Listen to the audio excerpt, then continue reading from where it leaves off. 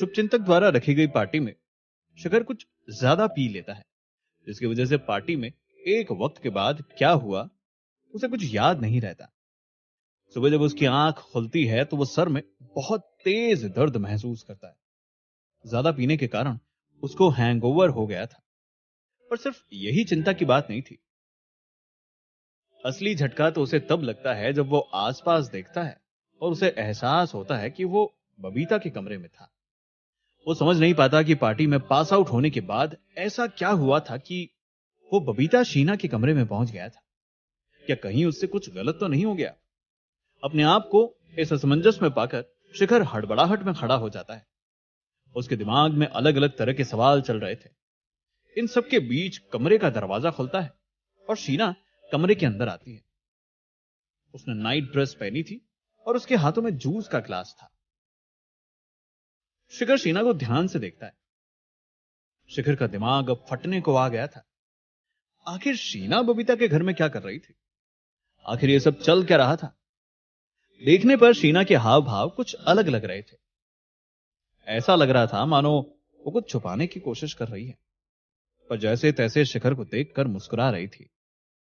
इससे पहले कि शिखर उससे कुछ पूछता, शीना ही बोल पड़ी। तो तुम उठ गए? ये लो, जूस पी लो। तुमने कल रात सच में ज्यादा पी ली थी। जूस से तुम्हें राहत मिलेगी। ये बोलकर शीना ने शिखर को जूस का गिलास थमा दिया। शिखर ने कुछ न कहा और शीना से जूस का गिलास ले लिया। शिखर का सर दर्द से फटा जा रहा था। शिखर ने जूस के 2 घूंट भरे। जूस इस वक्त शिखर के गले से उतरता हुआ अमृत के समान लग रहा था। शिखर को सच में जूस से राहत मिल गई थी। अब वो बेहतर महसूस कर रहा था। वहां खड़ी शीना और शिखर के बीच एक अजीब सी चुप्पी छा गई। शिखर को समझ नहीं आ रहा था कि आखिर उसका शीना से पूछना सही भी होगा कि नहीं। हालांकि शिखर जानता था कि उसका यह बात जानना बहुत जरूरी था। शिखर ने जैसे तैसे हिम्मत जुटाई और पूछा, शीना कल रात क्या हुआ था? बबीता के रूम में क्या कर रही हो? और मैं बबीता के रूम में कैसे आया? शिखर की आवाज सहमी हुई थी। शीना शिखर का सवाल सुनकर चौंकी नहीं थी, पर शीना के चेहरे पर हंसी नमा मुस्कान जरूर आ गई थी। दरअसल शिखर, कल पार्टी के बाद तुम पास आउट हो गए थे। तुम्हें देखकर तुम्हारा हाल कुछ ठीक नहीं लग रहा था और तुम्हारे बंगले की चाबी मेरे पास नहीं थी, इसीलिए मैं तुम्हें बबीता के घर ले आई। शिखर थोड़ा उलझन में था। वो याद करने की कोशिश कर रहा था पर कुछ याद नहीं कर पा रहा था। और बबीता? शिखर के लिए सब कुछ और उलझता जा रहा था। बबीता को कल रात ही कुछ काम पड़ गया था तो उसी ने मुझे कहा था कि मैं तुम्हें उसके घर ले आऊं। मेरा घर तो वैसे भी काफी दूर है। शीना समझ गई थी कि शिखर के लिए सब कुछ बहुत कंफ्यूजिंग हो रहा था। शीना, मैं यहां सोया था तो तुम कहां सोई थी? मेरा मतलब, कल रात हमारे बीच। शिखर की आवाज में अजीब सी हड़बड़ाहट थी। शिखर को चिंता थी कि कहीं उससे कुछ गलत तो नहीं हो गया था। शीना की मुस्कान अब एक हल्की सी हंसी में बदल गई थी।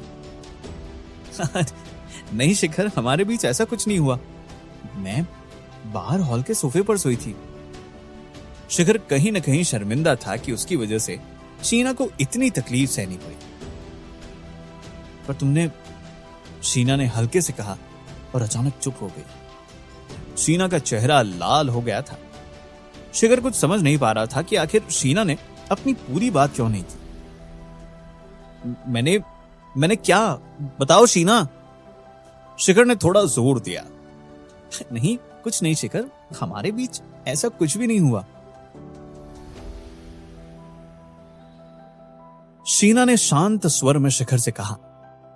हालांकि शिखर के लिए भरोसा करना थोड़ा मुश्किल था, पर शिखर जानता था कि शीना उससे झूठ नहीं बोलेगी। वो जानता था कि वो शीना के साथ कभी कुछ गलत नहीं कर सकता था। रात को शिखर ने कुछ ज्यादा ही पी ली थी और शिखर सच में याद नहीं कर पा रहा था कि कल रात असल में क्या हुआ था। शीना जब वहां से जाने लगी तब शिखर ने देखा कि शीना के हाथ पर कुछ गहरी खरोंचे आई हुई है। शीना, तुम्हारे हाथ में ये खरोंचे कैसे लगी? शिखर ने सवाल किया। शीना ने शिखर का सवाल सुनते ही झटके से अपने हाथ पे आई खरोंचों को अपने दूसरे हाथ से ढक लिया। शिखर ने शीना को वापस आने के लिए कहा। शिखर उन खरोंचों को ध्यान से देखना चाहता था। शीना ने शिखर को पास आकर खरोंचे दिखाई। शिखर हैरानी से अपनी आंखें बड़ी करते हुए बोला, ये तो नाखूनों के निशान है। क्या किसी ने तुम्हारे हाथ को जोर से पकड़ा था? शिखर समझ नहीं पा रहा था कि कौन ऐसी ओछी हरकत कर सकता था। कौन था जिसे ये तक नहीं पता था कि लड़की का हाथ किस तरह पकड़ा जाता है। शीना जूस लाने के बहाने कमरे के बाहर जाने लगती है। शिखर समझ गया था कि शीना जरूर कुछ छुपा रही है। शिखर बेड से कूदकर सीधा शीना के सामने आकर खड़ा हो गया। जब तक तुम नहीं बताओगी मैं तुम्हें जाने नहीं दे सकता। शीना शिखर को अच्छे से जानती थी। वो जानती थी कि शिखर उसे जाने नहीं देगा। शीना के पास और कोई चारा नहीं बचा था सिवाय सच बताने के। दरअसल शिखर, हाँ बताओ। शिखर बेचैन हो रहा था। तुमने शिखर, ये निशान दरअसल तुमसे लगे थे। शीना का चेहरा ये कहते ही शर्म से लाल हो गया था। शिखर के लिए ये बात किसी बिजली के झटके से कम नहीं थी। आखिर वो शीना को चोट कैसे पहुंचा सकता था? शीना, मैं कैसे? शिखर उलझन में था।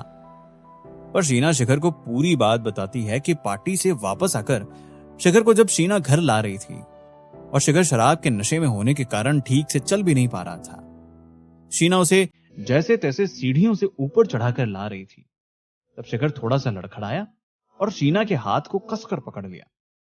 इसी बीच शीना के हाथ पर शिखर की उंगलियों के नाखूनों से खरोंचे आ गई थी। शिखर ने यह पूरी बात सुनकर सर झुका लिया। शिखर सच में बहुत शर्मिंदा था। शिखर ने अपने आप से वादा किया कि वो फिर कभी इतनी नहीं पिएगा कि उसके होश ही खो जाए और उससे ऐसी गलती हो जाए। शीना, मुझे प्लीज माफ कर दो। मुझे सच में नहीं पता था कि मेरी वजह से तुम्हें चोट पहुंचेगी। मैं अपनी हरकत पे शर्मिंदा हूं। शीना जानती थी कि शिखर कुछ ऐसा ही महसूस करेगा, इसलिए वो शिखर को कुछ भी बताने से कतरा रही थी। वहीं शिखर सोच रहा था कि आज के बाद वो कभी इतनी नहीं पिएगा। क्या तुम्हें दर्द हो रहा है शीना? नहीं, इतना नहीं। शीना को अब सच में शर्म आ रही थी। शिखर को इस तरह अपनी फिक्र करते देख शीना जैसे तैसे अपनी मुस्कान को रोके हुए थी। इतने में शिखर बाहर पड़े फर्स्ट एड बॉक्स से एंटीसेप्टिक क्रीम ले आता है। इधर आओ, मैं तुम्हें क्रीम लगा दूं, इससे तुम्हें आराम भी मिलेगा। शीना शिखर के पास आई और शिखर उसके घावों पर क्रीम लगाने लगा। घाव सच में गहरे थे। शिखर शीना को चोट पहुंचाने के बारे में सपने में भी नहीं सोच सकता था। और उससे क्या हो गया था? शिखर के स्पर्श को अपने हाथों पर महसूस करके शीना को अच्छा लग रहा था। शिखर के साथ बीते कुछ अतीत के पल शीना को अब भी याद थे।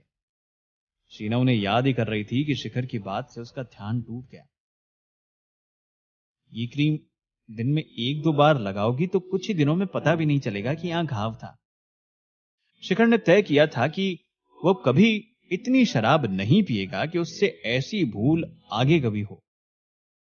शीना के घर से निकलने के बाद शिखर गाड़ी में बैठ वापस अपने बंगले की तरफ जा रहा होता है। बंगले पर पहुंच शिखर अपने सोफे पर बैठ कुछ अपने फोन में ब्लॉग्स पढ़ने लगता है। कुछ ट्रेंडिंग ब्लॉग्स के जरिए उसे एक नई ऐप के बारे में पता चलता है जो राइटर्स और रीडर्स के लिए थी। शिखर खुद को वो ऐप डाउनलोड करने से रोक नहीं पाता।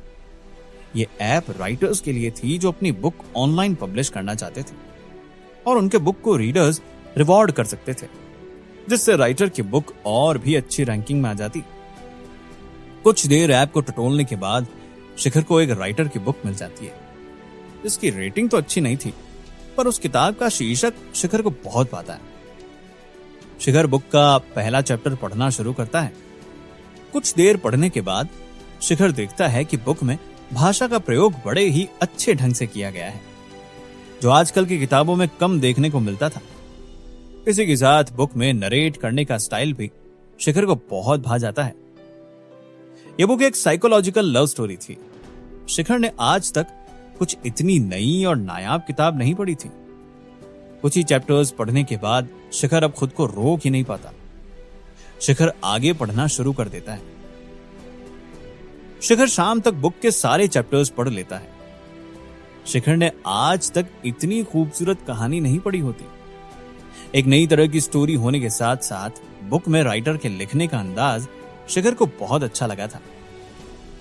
थोड़ा नीचे स्क्रॉल करने के बाद शिखर देखता है कि वहां बुक के राइटर को रिवॉर्ड या मैसेज करने का ऑप्शन होता है। राइटर को मैसेज करता है, हाय, मैंने अभी अभी तुम्हारी बुक पढ़ी और सच में तुम्हारा लिखने का अंदाज और स्टोरी में नयापन देखकर पढ़ते पढ़ते मेरे रोंगटे खड़े हो रहे थे। ऐसे में शिखर आगे के चैप्टर पढ़ने के लिए उत्सुक हो रहा था। शिखर को राइटर का रिप्लाई आता है, मेरी किताब पढ़ने के लिए शुक्रिया, हालांकि यह किताब अब आगे नहीं चल पाएगी।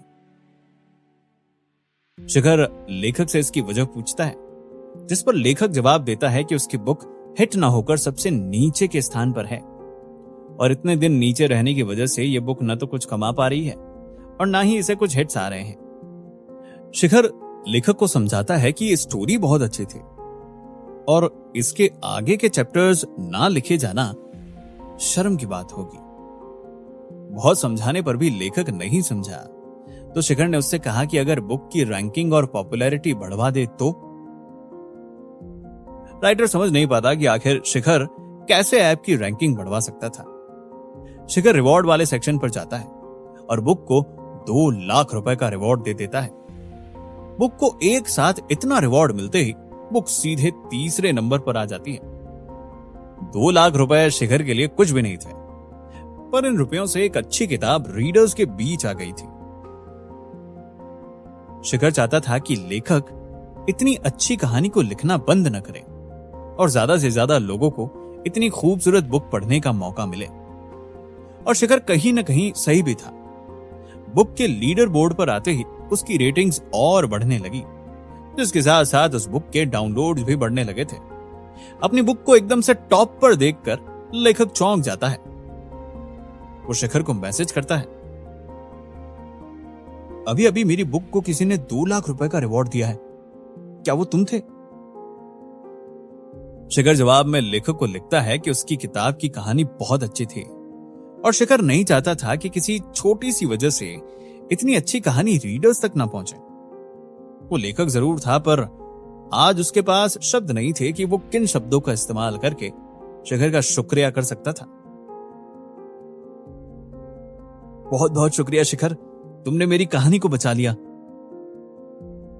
लेखक की आंखें नम हो गई थी। शिखर उसकी जिंदगी में किसी मसीहे से कम नहीं था, जिसने ना सिर्फ उसकी कहानी बचाई थी पर उसके अंदर के लिखने के जुनून को भी बचा लिया था। लेखक आज शिखर का जितना भी शुक्रिया करता वो कम ही होता, क्योंकि शिखर ने जो किया उसके बाद लेखक के लिए कई दरवाजे भी खुल गए थे। अब वो अपनी बुक की रैंकिंग की चिंता किए बिना आराम से अपनी कहानी पर ध्यान दे सकता था। ये लेखक के लिए एक नई शुरुआत थी। फोन बंद करने के बाद शिखर सीधा अपने बेडरूम में चला जाता है। सोने से पहले शिखर के दिमाग में तरह तरह के ख्याल गोते खाने लगते हैं। एक तरफ शिखर शीना के बारे में सोच रहा था, वहीं दूसरी तरफ शिखर गोवा में जो कुछ भी हुआ उससे पूरी तरह से उभर नहीं पाया था। शिखर के जहन में बहुत सी बातें थी जो घर कर गई थी। इन सब के अलावा शिखर अपने आगे के बिजनेस प्लान्स को लेकर थोड़ा कंफ्यूज था। शिखर सोचता है कि इस बारे में उसे शुभचिंतक से बात करनी ही होगी।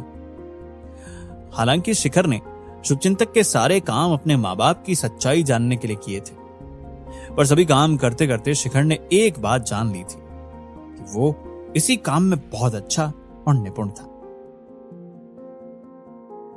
शिखर के दिमाग में बहुत सी बातें एक साथ चल रही थी। शिखर ने फैसला किया कि वो सुबह उठते ही शुभचिंतक से बात करेगा। आखिर क्या चल रहा था शिखर के दिमाग में? आगे क्या कुछ नया होने वाला था शिखर की जिंदगी में? आगे क्या कुछ नया होने वाला था शिखर की जिंदगी में? जानने के लिए सुनते रहिए